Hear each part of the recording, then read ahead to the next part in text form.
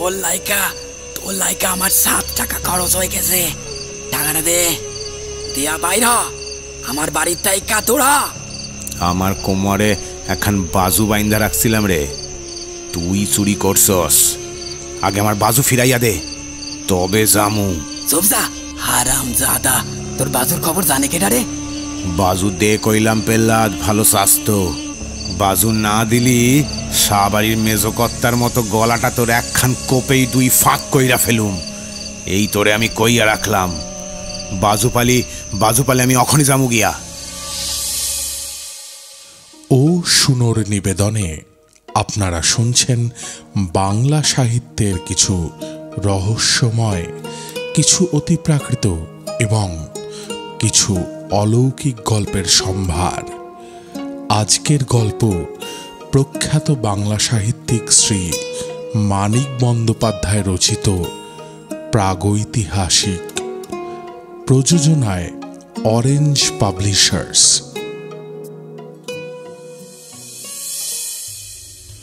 সমস্ত বর্ষাকালটা ভিখু ভয়ানক কষ্ট পেয়েছে। আষাঢ় মাসের প্রথমে বসন্তপুরের বৈকুণ্ঠ সাহার গদিতে ডাকাতি করতে গিয়ে তাদের দলকে দল ধরা পড়ে যায়।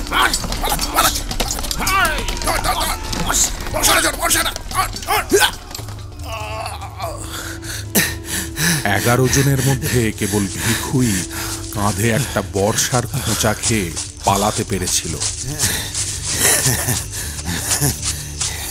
ভিখুকে মারা অত সোজা নয়। রাতারাতি 10 মাইল দূরের মাথা ভাঙা পুলটার নিচে পৌঁছিয়ে অর্ধেকটা শরীর কাদায় ডুবিয়ে সরবনের মধ্যে দিনের বেলাটা লুকিয়েছিল। রাত্রে আরো 9 ক্রোশ পথ হেঁটে একেবারে পেলহাত বাগদির বাড়ি চিতলপুরে পৌঁছল। পেলহাত তাকে আশ্রয় দেয়নি। কাঁধটা দেখিয়ে বলেছিল, ও খাও খান সহজ লয় রে সাঙাত, ও পাকব, গা ফুলব, যা না জানি হয়ে গেলে আমি কোনে যামু। খুনটা যদি তুই লা করতিস। তোর এই খুন করতে মন লইতেছে পেল্লাদ। এ জনমে লয় রে সাঙাত, এ জনমে লয়। বন কাছেই ছিল, মাইল 5 উত্তরে। ভিখু অগত্যা বনেই আশ্রয় নিল। পেলহাদ নিজে বাঁশ কেটে বনের মধ্যে একটা দুর্গম অংশে সিঞ্জুরি গাছের নিবিড় ঝোপের মধ্যে তাকে একটা মাচা বেঁধে দিল। তালপাতা দিয়ে একটা আচ্ছাদনও করে দিল।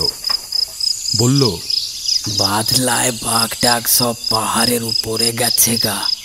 সাপে যদি লা কাটে তো আরাম করেই থাকবি ভিখু। আর খামু কি?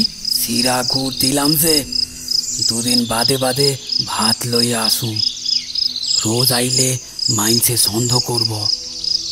কাঁধের ঘাটা লতা পাতা দিয়ে বেঁধে আবার আসবার আশ্বাস দিয়ে পেলহাদ চলে গেল। রাত্রে ভিখুর জ্বর এলো। পরদিন টের পাওয়া গেল পেলহাদের কথাই ঠিক। কাঁধের ঘা ভিখুর পেকে উঠেছে, ডান হাতটা ফুলে ঢোল হয়ে গেছে এবং হাতটা তার নাড়বার আর সামর্থ্য নেই।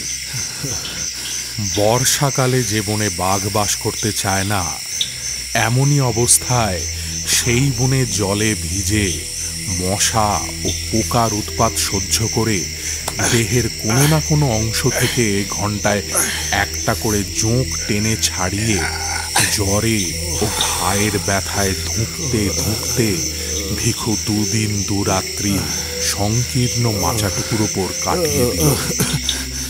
বৃষ্টির সময় ছাঁট লেগে সে ভিজে গেল। রোদের সময় ভ্যাপসা গাঢ় গুমোটে সে হাঁপিয়ে শ্বাস টানল। পোকার অত্যাচারে দিবারাত্রি তার এক মুহূর্তের স্বস্তি রইল না। পেলহাদ কয়েকটা বিড়ি দিয়ে গিয়েছিল, সেগুলো ফুরিয়ে গিয়েছে। 3-4 দিনের মতো চিঁড়ে আছে বটে, কিন্তু গুড় একটুও নেই।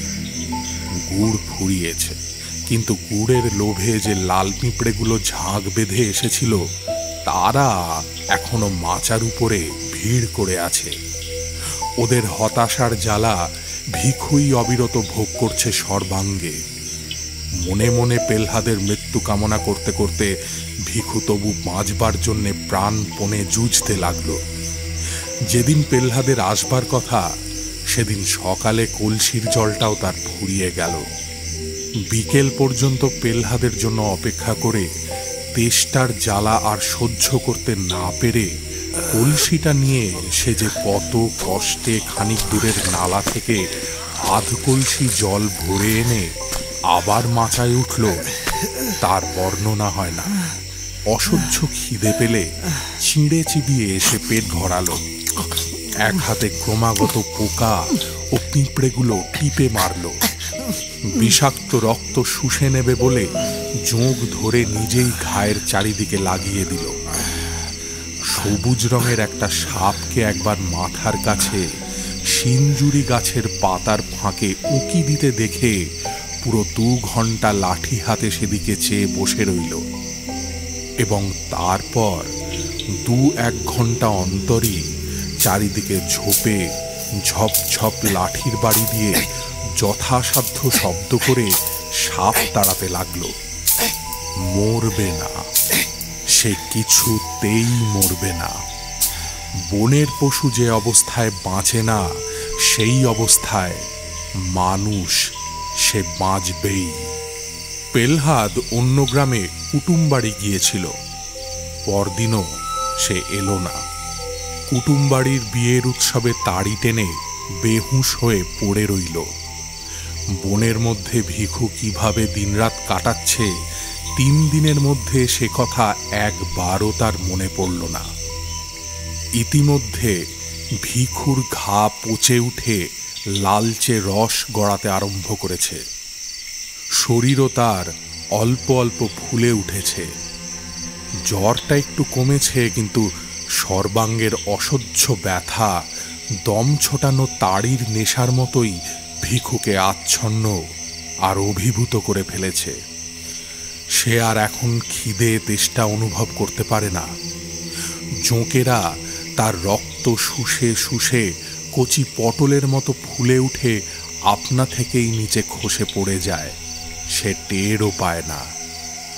পায়ের ধাক্কায় জলের কলসিটা একসময় নিচে পড়ে ভেঙে যায়। বৃষ্টির জলে ভিজে পুঁটুলির মধ্যে চিঁড়েগুলো পচতে আরম্ভ করে। রাত্রে তার গন্ধে আকৃষ্ট হয়ে মাচার আশেপাশে শেয়াল ঘুরে বেড়ায়। কুটুম বাড়ি থেকে ফিরে বিকেলের দিকে ভিখুর খবর নিতে গিয়ে ব্যাপার দেখে পেলহাদ গম্ভীরভাবে মাথা নাড়ল। ভিখুর জন্য 1 বাটি ভাত আর কয়েকটা পুঁটি মাছ ভাজা আর একটু পুঁই চচ্চড়ি সে সঙ্গে নিয়ে গিয়েছিল। সন্ধ্যা পর্যন্ত ভিখুর কাছে বসে থেকে ওগুলো সে নিজেই খেয়ে ফেলল।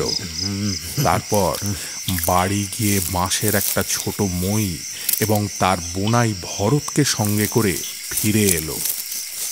মইয়ের ওপর শুইয়ে তারা দুজনে ভিখুকে বাড়ি নিয়ে এলো। ঘরের মাচার ওপর খড় বিছিয়ে বিছানা তৈরি করে তাকে শুইয়ে রাখল। আর এমনই শক্ত প্রাণ ভিখুর যে শুধু এই আশ্রয়টুকু পেয়েই বিনা চিকিৎসায় ও একরকম বিনা যত্নেই 1 মাস মুমূর্ষু অবস্থায় কাটিয়ে এসে ধীরে ধীরে নিশ্চিত মৃত্যুকে জয় করে ফেলল। কিন্তু ডান হাতটা তার আর ভালো হলো না। গাছের মরা ডালের মতো শুকিয়ে গিয়ে অবশ এবং অকেজো হয়ে পড়ল। প্রথমে অতি কষ্টে হাতটা সে একটু নাড়তে পারত, কিন্তু শেষ পর্যন্ত সে ক্ষমতাটুকুও তার নষ্ট হয়ে গেল। কাঁধের ঘা শুকিয়ে আসবার পর বাড়িতে বাইরের লোক কেউ না থাকলে ভিখু তার একটা মাত্র হাতের সাহায্যে মাঝে মাঝেই বাঁশের মই বেয়ে নিচে নামতে লাগল এবং একদিন সন্ধ্যার সময় এক কাণ্ড করে বসল। পেলহাদ সে সময় বাড়ি ছিল না। ভরতের সঙ্গে তাড়ি গিলতে বের হয়ে গিয়েছিল। পেলহাদের বোন গিয়েছিল ঘাটে। পেলহাদের বউ ছেলেকে ঘরে শোয়াতে নিয়ে এসে ভিখুর চাহনি দেখে তাড়াতাড়ি পালাতে যাচ্ছিল। ভিখু তার একটা হাত চেপে ধরল, কিন্তু পেলহাদের বউও বাগদির মেয়ে। দুর্বল শরীরে বাঁ হাতে তাকে আয়ত্ত করা সহজ নয়। এক ঝটকায় হাত ছাড়িয়ে সে গাল দিতে দিতে চলে গেল। স্যার স্যার স্যার আমারে শালা বেজম্মা। পেলহাদ বাড়ি ফিরলে সমস্ত বলে দিল। তাড়ির নেশায় পেলহাদের মনে হলো এমন নেমোখারাম মানুষটাকে একেবারে খুন করে ফেলাই তার কর্তব্য। হাতের মোটা বাঁশের লাঠিটা বউয়ের পিঠে একঘা বসিয়ে দিয়ে ভিখুর মাথা ফাটাতে গিয়ে নেশার মধ্যেও কিন্তু টের পেতে বাকি রইল না যে কাজটা যত বড় কর্তব্যই হোক সম্ভব একেবারেই নয়। ভিখু তার ধারালো দাটা বাঁ হাতে শক্ত করে বাগিয়ে ধরে আছে। সুতরাং খুনোখুনির পরিবর্তে তাদের মধ্যে কিছু অশ্লীল কথার চালাচালি হয়ে গেল। শেষে পেলহাদ বলল, তোর লাইকা আমার 7 টাকা খরচ হয়ে গেছে, টাকাটা দে, দিয়া বাইর হ, আমার বাড়ির তাইকা তোরা। আমার কোমরে এখন বাজু বাইন্দা রাখছিলাম রে, তুই চুরি করছস, আগে আমার বাজু ফিরাইয়া দে, তবে জামু। চুপসা হারাম জাদা, তোর বাজুর খবর জানে কেডা রে? বাজু দে কইলাম পেল্লাদ, ভালো স্বাস্থ্য। বাজু না দিলি শাহবাড়ির মেজকর্তার মতো গলাটা তোর একখান কোপেই 2 ফাঁক কইরা ফেলুম, এই তোরে আমি কইয়া রাখলাম। বাজু পালি আমি অখনই জামু গিয়া। কিন্তু বাজু ভিখু ফেরত পেল না। তাদের বিবাদের মধ্যে ভরত এসে পড়ায় দুজনে মিলে ভিখুকে তারা কায়দা করে ফেলল। এই ভরত, এই ধর ধর, মার চালাকে, মার, লাঠি দিয়ে মার, লাঠিটা নিয়ে মার ভরত, এদিকে। পেলহাদের হাতে একটা কামড় বসিয়ে দেওয়া ছাড়া দুর্বল ও পঙ্গু ভিখু আর বিশেষ কিছুই করে উঠতে পারল না।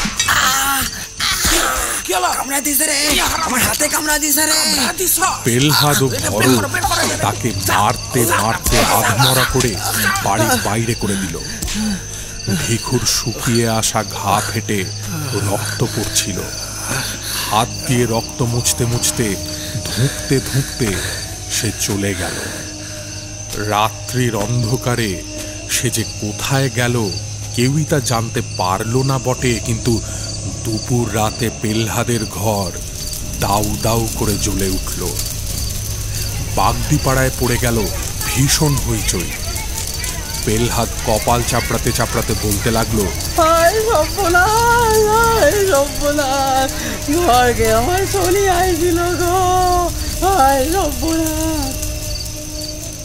কিন্তু পুলিশের টানাটানির ভয়ে মুখ ফুটে বেচারা ভিখুর নামটা পর্যন্ত করতে পারল না। সেই রাত থেকে ভিখুর আদিম অসভ্য জীবনের দ্বিতীয় পর্যায় শুরু হলো। চিতলপুরের পাশে একটা নদী আছে। পেলহাদের ঘরে আগুন দিয়ে এসে একটা জেলে ডিঙি চুরি করে ভিখু নদীর স্রোতে ভেসে গিয়েছিল। লগি ঠেলবার সামর্থ্য তার ছিল না। একটা চ্যাপ্টা বাঁশকে হালের মতো করে ধরে রেখে এসে সমস্ত রাত কোনো রকমে নৌকার মুখ সিধে রেখেছিল। সকাল হওয়ার আগে শুধু স্রোতের টানে সে বেশি দূর এগোতে পারেনি। ভিখুর মনে আশঙ্কা ছিল ঘরে আগুন দেওয়ার শোধ নিতে পেলহাদ হয়তো তার নামটা প্রকাশ করে দেবে। মনের জ্বালায় নিজের অসুবিধার কথা না ভেবেই পুলিশ বহু দিন যাবৎ তাকে ধরবার চেষ্টা করছে। বৈকুণ্ঠ সাহার বাড়ির খুনটা হওয়ার ফলে চেষ্টা তাদের বেড়েছে বই কমেনি। পেলহাদের কাছে খবর পেলে পুলিশ আশেপাশে চারদিকেই তার খোঁজ করবে। 20-30 মাইলের মধ্যে লোকালয় মুখ দেখানো তার পক্ষে বিপদের কথা। কিন্তু ভিখু তখন মরিয়া হয়ে উঠেছে। কাল বিকেল থেকে সে কিছুই খায়নি। দুজন জোয়ান মানুষের হাতে বেদম মার খেয়ে এখনো দুর্বল শরীরটা তার ব্যথায় আড়ষ্ট হয়ে আছে।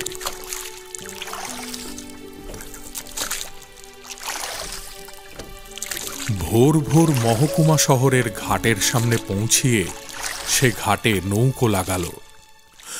নদীর জলে ডুবে ডুবে স্নান করে গায়ের রক্তের চিহ্ন ধুয়ে ফেলে শহরের ভিতর প্রবেশ করল। খিদে সে চোখে অন্ধকার দেখছিল। একটা পয়সাও তার সঙ্গে নেই যে মুড়ি কিনে খায়। বাজারের রাস্তায় প্রথমে যে ভদ্রলোকটির সঙ্গে দেখা হলো তারই সামনে হাত পেতে সে বলল, 2টা পয়সা দিবেন কর্তা?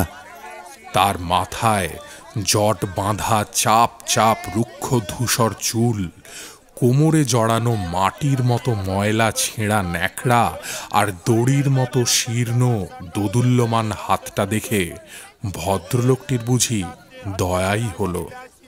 তিনি তাকে একটা পয়সা দান করলেন। একটা দিলেন বাবু, আর একটা দেন না। ভদ্রলোক চটে উঠে বললেন, একটা দিলাম তাতে হলো না, ভাগ ভাগ ভাগ।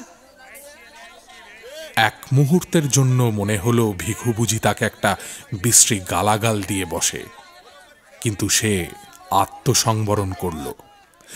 গাল দেওয়ার বদলে রক্তবর্ণ চোখে তার দিকে একবার কটমট করে তাকিয়ে সামনের মুড়ি মুড়কির দোকানে গিয়ে পয়সাটা দিয়ে মুড়ি কিনে গোগ্রাসে গিলতে আরম্ভ করল। সেই হলো তার ভিক্ষে করবার হাতে খড়ি। কয়েকদিনের ভিতরেই সে পৃথিবীর বহু পুরনো ব্যবসাটার প্রাথমিক বিভাগের আইন কানুন সব শিখে ফেলল। আবেদনের ভঙ্গি ও ভাষা তার জন্ম ভিখিরির মতো আয়ত্ত হয়ে গেল। শরীর এখন আর সে একেবারেই সাফ করে না। মাথার চুল তার ক্রমেই জট বেঁধে দলাদল হয়ে যায় এবং তাতে অনেকগুলি উকুন পরিবার দিনের পর দিন বংশবৃদ্ধি করে চলে। ভিখু মাঝে মাঝে খ্যাপার মতো 2 হাতে মাথা চুলকায়, কিন্তু বাড়তি চুল কেটে ফেলতে ভরসা পায় না। ভিক্ষে করে সে একটা ছেঁড়া কোট পেয়েছে। কাঁধের ক্ষতচিহ্নটা ঢেকে রাখবার জন্য দারুণ গুমোটের সময়ও কোটটা সে গায়ে চাপিয়েই রাখে। শুকনো হাতখানা তার ব্যবসার সবথেকে জোরালো বিজ্ঞাপন এবং মূলধন, তাই সেইটা ঢেকে রাখলে তার চলে না। কোটের ডান দিকের হাতাটা সে তাই বগলের কাছ থেকে ছিঁড়ে বাদ দিয়ে দিয়েছে। একটা টিনের মগ আর একটা লাঠিও সে সংগ্রহ করে নিয়েছে। সকাল থেকে সন্ধে পর্যন্ত বাজারের কাছে রাস্তার ধারে একটা তেঁতুল গাছের নিচে বসে সে ভিক্ষে করে। সকালে 1 পয়সার মুড়ি খেয়ে নেয়। দুপুরে বাজারের খানিক তফাতে একটা পোড়ো বাগানের মধ্যে ঢুকে বট গাছের নিচে ইটের উনুনে মেটে হাঁড়িতে ভাত রান্না করে। মাটির মালসায় কোনোদিন রাঁধে ছোট মাছ, কোনোদিন তরকারি। পেট ভরে খেয়ে বট গাছটাতেই হেলান দিয়ে বসে আরামে বিড়ি টানে। তারপর আবার তেঁতুল গাছটার নিচে গিয়ে বসে। সারাটা দিন শ্বাসটানা কাতরানির সঙ্গে সে বলে যায়, এ বাবা, একটা পয়সা আমায় দিলে ভগবান দিবে। বাবা, একটা পয়সা বাবা। অনেক প্রাচীন বলির মতো ভিক্ষায়ং নৈব নৈব চ শ্লোকটা আসলে অসত্য। সারাদিনে ভিখুর সামনে দিয়ে 1000-1500 লোক যাতায়াত করে এবং গড়ে প্রতি 50 জনের মধ্যে 1 জন তাকে পয়সা অথবা আধলা দেয়। আধলার সংখ্যা বেশি হলেও সারাদিনে ভিখুর 5-6 আনা রোজগার হয়, কিন্তু সাধারণত তার উপার্জন 8 আনার কাছাকাছি থাকে। সপ্তাহে এখানে 2 দিন হাট বসে। হাটবারের উপার্জন তার একটা পুরো টাকার নিচে নামে না। এখন বর্ষাকাল অতিক্রান্ত হয়ে গেছে। নদীর দুই তীর কাশে সাদা হয়ে উঠেছে। নদীর কাছেই বিন্নু মাঝির বাড়ির পাশে ভাঙা চালাটা ভিখু মাসিক 8 আনায় ভাড়া করেছে। রাত্রে সে ওখানেই শুয়ে থাকে। ম্যালেরিয়ায় মৃত এক ব্যক্তির জীর্ণ কিন্তু পুরো একটা কাঁথা সংগ্রহ করেছে।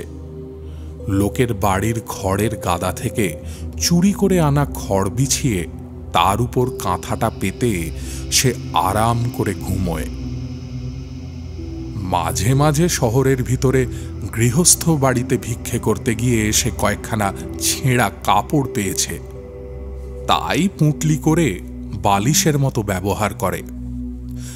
রাত্রে নদীর জলো বাতাসে শীত করতে থাকলে পুঁটলি খুলে একটা কাপড় গায়ে জড়িয়ে নেয়। সুখে থেকে এবং পেট ভরে খেয়ে কিছুদিনের মধ্যেই ভিখুর দেহে পূর্বের স্বাস্থ্য ফিরে আসলো। তার ছাতি ফুলে উঠল। প্রত্যেকটা অঙ্গ সঞ্চালনে হাতের ও পিঠের মাংসপেশি নেচে উঠতে লাগল। অবরুদ্ধ শক্তির উত্তেজনায় ক্রমে ক্রমে তার মেজাজ উদ্ধত এবং অসহিষ্ণু হয়ে পড়ল। অভ্যস্ত বুলি আউড়িয়ে কাতরভাবেই সে এখনো ভিক্ষে চায়, কিন্তু ভিক্ষে না পেলে তার ক্রোধের সীমা থাকে না। পথে লোকজন না থাকলে তার প্রতি উদাসীন পথিককে সে অশ্লীল গালাগাল দিয়ে বসে। 1 পয়সার জিনিস কিনে ফাউ না পেলে দোকানিকে মারতে ওঠে।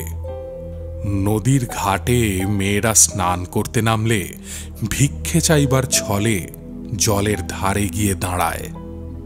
মেয়েরা ভয় পেলে সে খুশি হয় এবং সরে যেতে বললে নড়ে না, দাঁত বের করে দুর্বিনীত হাসি হাসে। রাত্রে স্বরচিত শয্যায় সে ছটফট করে। নারী সঙ্গহীন এই নিরুৎসব জীবন আর তার ভালো লাগে না। অতীতের উদ্দাম ঘটনাবহুল জীবনটার জন্য তার মন হাহাকার করে। তাড়ির দোকানের ভাঁড়ে ভাঁড়ে তাড়ি গিলে সে হল্লা করত। টলতে টলতে বাঁশির ঘরে গিয়ে উন্মত্ত রাত্রি যাপন করত। আর মাঝে মাঝে দল বেঁধে গভীর রাত্রে গৃহস্থের বাড়ি চড়াও হয়ে সকলকে মেরে কেটে টাকা ও গয়না লুট করে রাতারাতি উধাও হয়ে যেত। স্ত্রীর চোখের সামনে স্বামীকে বেঁধে মারলে তার মুখে যে অবর্ণনীয় ভাব দেখা দিত, পুত্রের শরীর থেকে ফিনকি দিয়ে রক্ত ছুটলে মা যেমন করে আর্তনাদ করে উঠত, মশালের আলোয় সে দৃশ্য দেখা আর আর্তনাদ শোনার চেয়ে উন্মাদনাকর নেশা জগতে আর কি আছে? পুলিশের ভয় গ্রাম থেকে গ্রামে পালিয়ে বেড়ানো আর বনে জঙ্গলে লুকিয়ে থাকাও যেন তখন সুখের ছিল। তার দলের অনেকেই বারবার ধরা পড়ে জেল খেটেছে, কিন্তু জীবনে একবারের বেশি পুলিশ তার নাগাল পায়নি। রাখু বাগদির সঙ্গে পানাহার শ্রীপতি বিশ্বাসের বোনটাকে যেবার সে চুরি করেছিল, সেইবার 7 বছরের জন্য তার কয়েদ হয়েছিল, কিন্তু 2 বছরের বেশি কেউ তাকে জেলে আটকে রাখতে পারেনি। এক বর্ষার সন্ধে জেলের পাঁচিল ডিঙিয়ে এসে পালিয়েছিল। তারপর একা সে গৃহস্থ বাড়িতে ঘরের বেড়া কেটে চুরি করেছে। দিনে দুপুরে পুকুর ঘাটে একাকিনী গৃহস্থ বধূর মুখ চেপে ধরে গলার হার হাতের বালা খুলে নিয়েছে। রাখুর বউকে সঙ্গে নিয়ে নোয়াখালী থেকে সমুদ্র ডিঙিয়ে পাড়ি দিয়েছে একেবারে হাতিয়ায়। 6 মাস পরে রাখুর বউকে হাতিয়ায় ফেলে এসে পরপর 3 বার 3টে দল করে দূরে দূরে কত গ্রামে যে ডাকাতি করে বেরিয়েছে, তার সবগুলোর নামও এখন তার আর মনে নেই। তারপর এই সেদিন বৈকুণ্ঠ সাহার মেজ ভাইটার গলাটা আসে দায়ের 1 কোপে দু ফাঁক করে দিয়ে এসছে। কি জীবন ছিল তার, আর এখন কি হয়েছে? মানুষ খুন করতে যার ভালো লাগতো, সে আজ ভিক্ষে না দিয়ে চলে গেলে পথচারীকে একটা টিটকিরি দেওয়ার মধ্যে মনের জ্বালা মেটায়। দেহের শক্তি তার এখনো তেমনি অক্ষুণ্ণ রয়েছে, কিন্তু সে শক্তি প্রয়োগ করবার উপায়টাই তার আর নেই। কত দোকানে গভীর রাত্রে সামনে টাকার থোক সাজিয়ে একা বসে দোকানি হিসেব মেলায়। বিদেশগত কত পুরুষের বাড়িতে মেয়েরা একা থাকে, এদিকে ধারালো একটা অস্ত্র হাতে ওদের সামনে হুমকি দিয়ে পড়ে একদিনে বড়লোক হওয়ার পরিবর্তে বিন্নু মাঝির চালাটার নিচে সে চুপচাপ শুয়ে থাকে।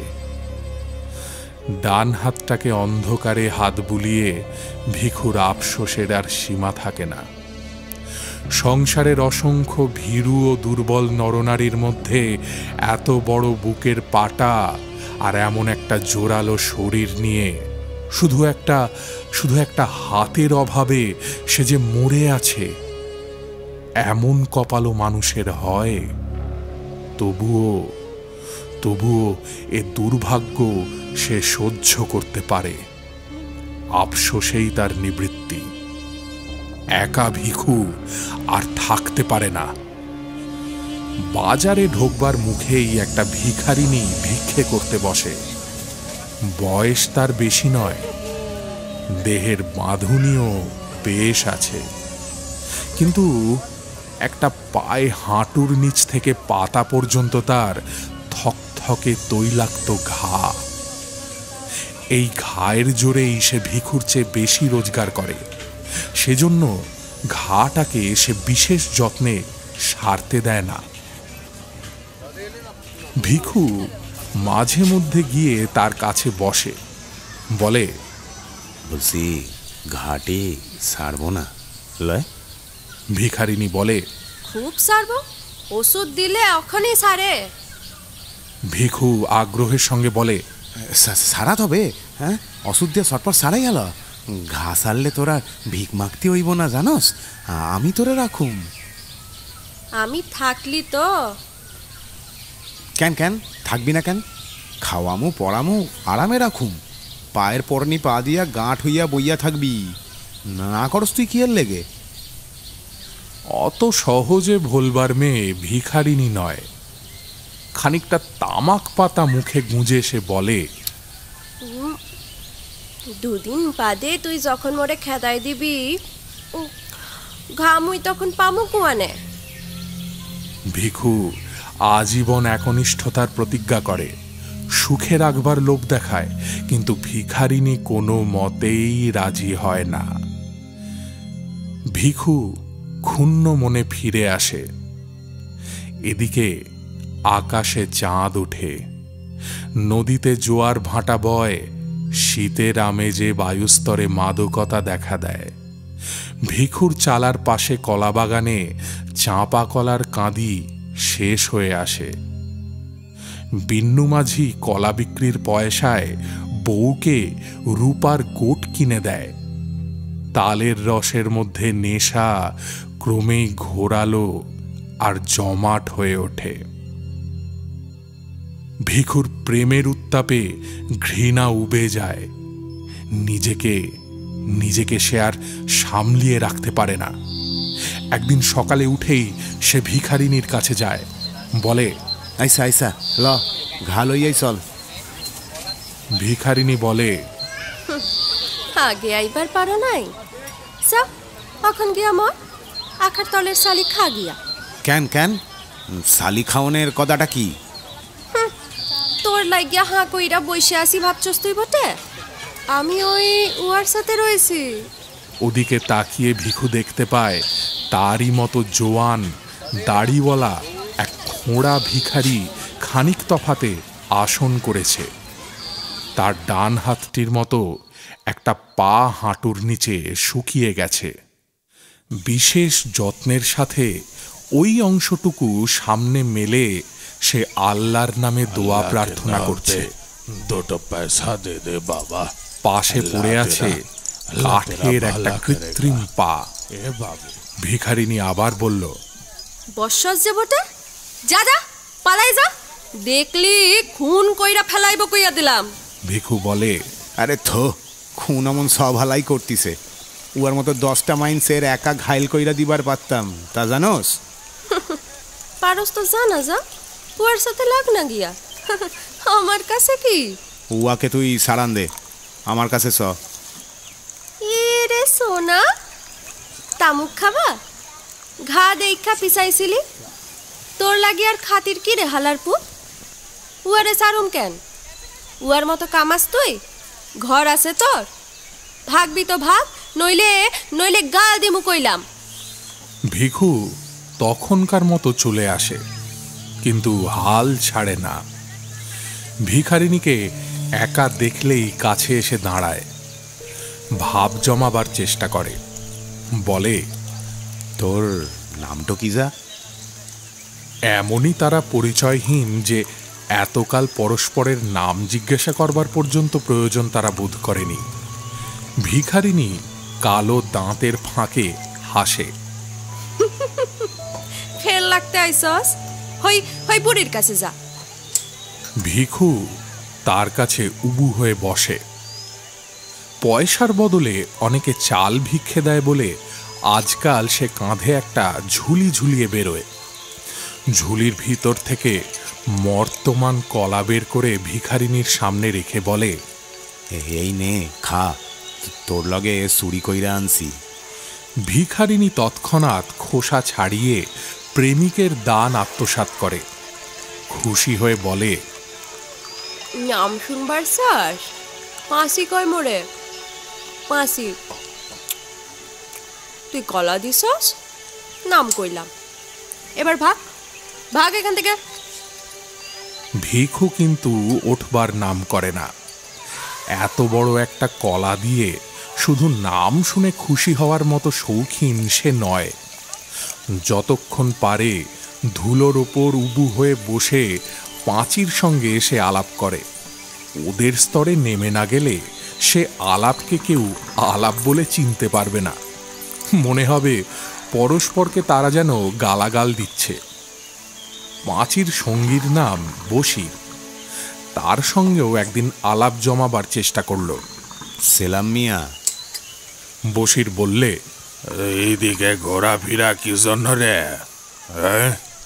সেলাম মিয়া হতিছে, লাঠির এক গায়ে সিটটি স্যাঁসা কইরা দিমুনে। দুজনে খুব খানিকটা গালাগালি হয়ে গেল। ভিখুর হাতে লাঠি আর বশিরের হাতে মস্ত একটা পাথর থাকায় মারামারিটা আর হলো না। নিজের তেঁতুল গাছের তলায় ফিরে যাওয়ার আগে ভিখু বলল, র হারামজাদা, তোরে নিপাত করতেছি। বশির বলল, ফের ওর সাথে বাতচিত করলি জানে মাইরা দিমু, আল্লাহর কিরে কইতেছি। এই সময় ভিখুর উপার্জন কমে এলো। রাস্তা দিয়ে রোজ রোজ তো আর নতুন লোক যাতায়াত করে না। একেবারে প্রথমবারের জন্য যারা রাস্তাটা ব্যবহার করে, রোজকার পথিকদের মধ্যে তাদের সংখ্যা 2 মাসের মধ্যেই হাতে গোনা হয়ে আসে। ভিখুকে একবার যারা পয়সা দিয়েছে, আবার তাকে দান করবার প্রয়োজন তাদের অনেকেই বোধ করে না। সংসারে ভিখারির তো আর অভাব নেই। কোনো রকমে ভিখুর পেট চলতে লাগলো। হাটবার ছাড়া রোজগারের একটা পয়সাও সে বাঁচাতে পারল না। সে ভাবনায় পড়ে গেল। শীত পড়লে খোলা চালার নিচে থাকা কষ্টকর হবে। যেখানে হোক চারদিক ঘেরা যেমন তেমন ঘর একখানা তার চাই। মাথা গোঁজবার একটা ঠাঁই আর দুবেলা খেতে না পেলে কোনো যুবতী ভিখারিনী তার সঙ্গে বাস করতে রাজি হবে না। অথচ উপার্জন তার যেভাবে কমে আসছে, এভাবে কমতে থাকলে শীতকালে নিজেই হয়তো পেট ভরে খেতে পাবে না। যেভাবেই হোক আয় তাকে বাড়াতেই হবে। কিন্তু এখানে থেকে আয় বাড়াবার কোনো উপায়ই সে দেখতে পায় না। চুরি ডাকাতির উপায় নেই, মজুর খাটবার উপায় নেই, একেবারে খুন না করে ফেললে কারো কাছ থেকে অর্থ ছিনিয়ে নেওয়া এক হাতে সম্ভব নয়। পাঁচিকে ফেলে এই শহর ছেড়ে যেতেও তার কোথাও ইচ্ছে করে না। নিজের ভাগ্যের বিরুদ্ধে ভিখুর মন বিদ্রোহী হয়ে ওঠে। তার চালার পাশে বিন্নু মাঝির সুখী পারিবারিক জীবনটা তাকে হিংসে জর্জরিত করে দেয়। একদিন বিন্নুর ঘরে আগুন ধরিয়ে দেবার জন্য মনটা ছটফট করে ওঠে তার। নদীর ধারে খ্যাপার মতো ঘুরতে ঘুরতে তার মনে হয় পৃথিবীর যত খাদ্য আর যত নারী আছে একা সব দখল করতে না পারলে তার তৃপ্তি হবে না। আরও কিছুদিন ভিখু এমনি অসন্তোষের মধ্যে কাটিয়ে দিল। তারপর একদিন গভীর রাত্রে ঝুলির মধ্যে তার সমস্ত মূল্যবান জিনিস ভরে জমানো টাকা কটা কোমরের কাপড়ে শক্ত করে বেঁধে ভিখু তার চালা থেকে বের হয়ে পড়ল। নদীর ধারে একদিন সে একখানা হাতখানেক লম্বা লোহার শিক কুড়িয়ে পেয়েছিল। অবসর মতো পাথরে ঘষে ঘষে শিকটার একটা মুখ সে চোখা করেছিল। এই অস্ত্রটা সে ঝুলির মধ্যে ভরে সঙ্গে নিল। অমাবস্যার অন্ধকারে আকাশ ভরা তারা তখন ঝিকিমিকি করছে। ঈশ্বরের পৃথিবীতে শান্ত স্তব্ধতা। বহুকাল পরে মধ্যরাত্রির জনহীন জগতে মনের মধ্যে ভয়ানক একটা কল্পনা নিয়ে বার হলো ভিখু। তার মনে সে বোধ করল এক অবর্ণনীয় উল্লাস। নিজের মনেই সে অস্ফুট স্বরে বলে উঠল, বাটি লইয়া ডানটির যদি রেহাই দিতে ভগবান। নদীর ধারে ধারে আধ মাইল রাস্তা হেঁটে গিয়ে একটা সংকীর্ণ পথ দিয়ে সে শহরে প্রবেশ করল। বাজার বাঁ হাতে রেখে ঘুমন্ত শহরের বুকে ছোট ছোট অলিগলি দিয়ে শহরের অপর প্রান্তে গিয়ে পৌঁছল। শহরে যাওয়ার পাকা রাস্তাটা এখান থেকেই শহর থেকে বের হয়েছে।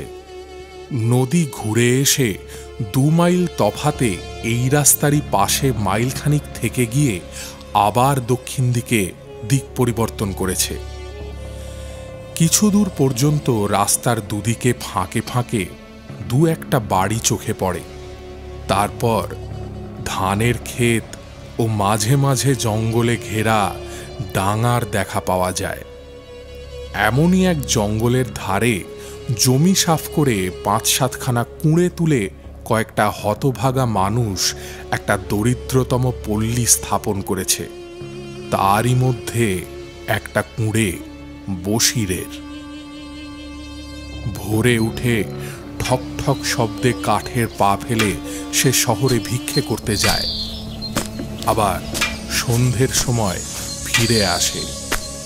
পাঁচি গাছের পাতা জ্বালিয়ে ভাত রাঁধে, বসির টানে তামাক। রাত্রে পাঁচি পায়ের ঘায়ে ন্যাকড়ার পটি জড়ায়। বাঁশের খাটে পাশাপাশি শুয়ে তাদের কাটা কাটা কদর্য ভাষায় গল্প করতে করতে তারা ঘুমিয়ে পড়ে।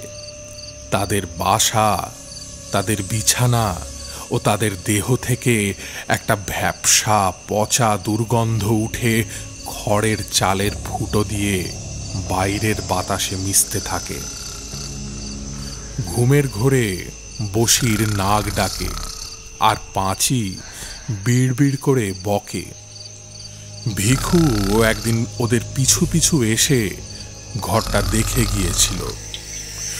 অন্ধকারে সাবধানে ঘরের পিছনে গিয়ে বেড়ার ফাঁকে কান পেতে এসে কিছুক্ষণ কচুবনের মধ্যে দাঁড়িয়ে রইল।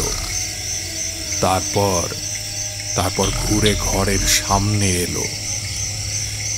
ভিখারির কুঁড়ে দরজার ঝাঁপটা পাঁচি ভেতর থেকে বন্ধ করেনি, শুধু ঠেকিয়ে রেখেছিল। ঝাঁপটা সন্তর্পণে একপাশে সরিয়ে ঝুলির ভেতর থেকে শিকটা বের করে শক্ত করে ধরল ভিখু। ঘরের মধ্যে প্রবেশ করল। বাইরে তারার আলো ছিল, ঘরের ভিতরে সেটুকু আলোরও অভাব। দেশলাই জ্বালবার তার অতিরিক্ত হাত নেই। ঘরের মধ্যে দাঁড়িয়ে ভিখু ভাবল, বশিরের হৃৎপিণ্ডের অবস্থানটা নির্ণয় করা সম্ভব নয়। বাঁ হাতের আঘাত ঠিক জায়গা মতো না পড়লে বশির গোলমাল করবার সুযোগ পাবে। তাতে তাতে মুশকিল অনেক। কয়েক মুহূর্ত চিন্তা করে বশিরের মাথার কাছে সরে গিয়ে একটা মাত্র আঘাতে ঘুমন্ত লোকটার তালুর মধ্যে শিকের চোখা দিকটা সে প্রায় 3 আঙুল ভিতরে ঢুকিয়ে দিল। অন্ধকারে আঘাত কতদূর মারাত্মক হয়েছে বুঝবার উপায় ছিল না। শিকটা মাথার মধ্যে ঢুকেছে টের পেয়েও ভিখু তাই নিশ্চিন্ত হতে পারল না। এক হাতে সবলে বশিরের গলা চেপে ধরল। মাছিকে বলল, এই চুপ থাক, সিল্লাবি তো তোরেও মাইরা ফেলামু। পাঁচি চেঁচালো না, ভয়ে গোঙাতে লাগলো। ভিখু আবার বলল, একটুকু আওয়াজ লয় বলে দিলাম, ভালো স্বাস্থ্য, একদম চুপ মাইরা থাক।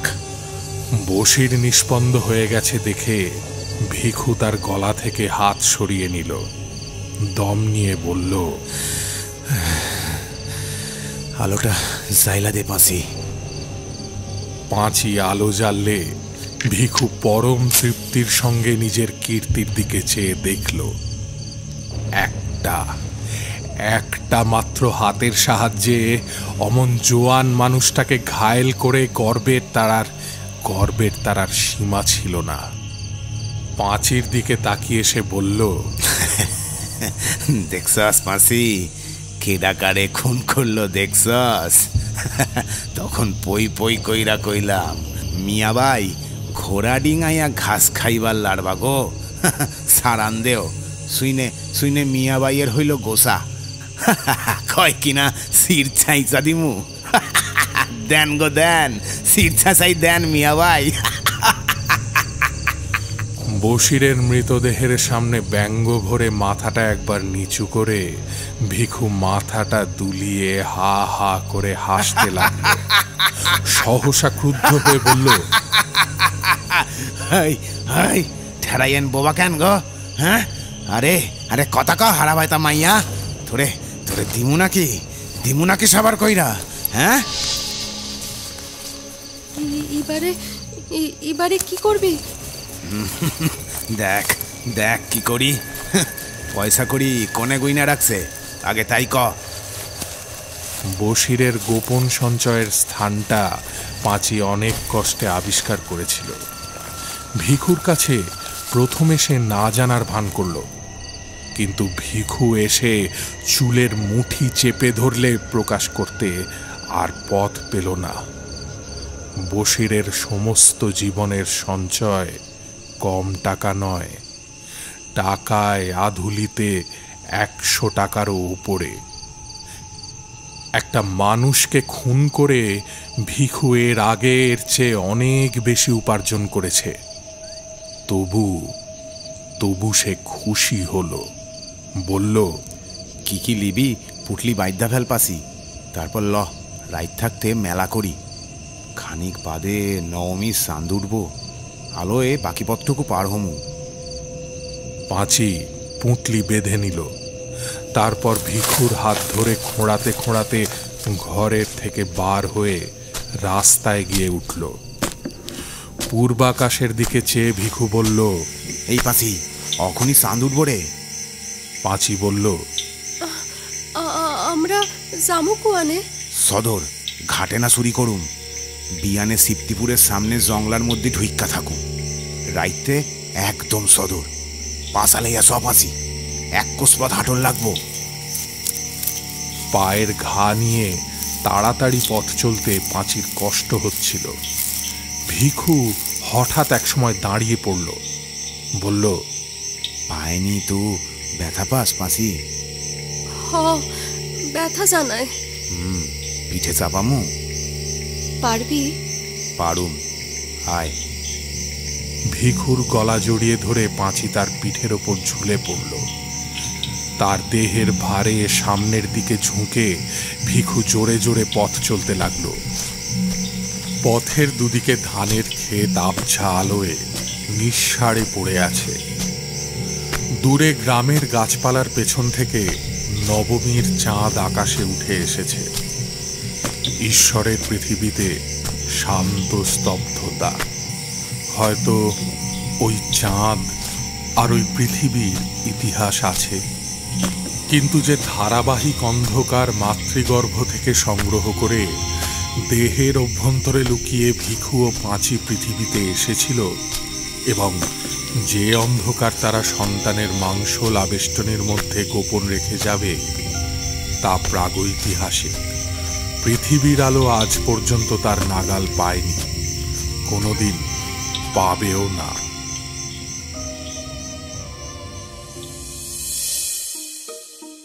শুনলেন প্রখ্যাত বাংলা সাহিত্যিক শ্রী মানিক বন্দ্যোপাধ্যায় রচিত গল্প প্রাগৈতিহাসিক। পাঠে সাম্য, রক্তিম, অভিজিৎ এবং ছন্দবাণী। প্রযোজনায় অরেঞ্জ পাবলিশার্স। শব্দ সংযোজন এবং আবহ ই ফ্ল্যাট স্টুডিও। প্রচ্ছদ আকাশ।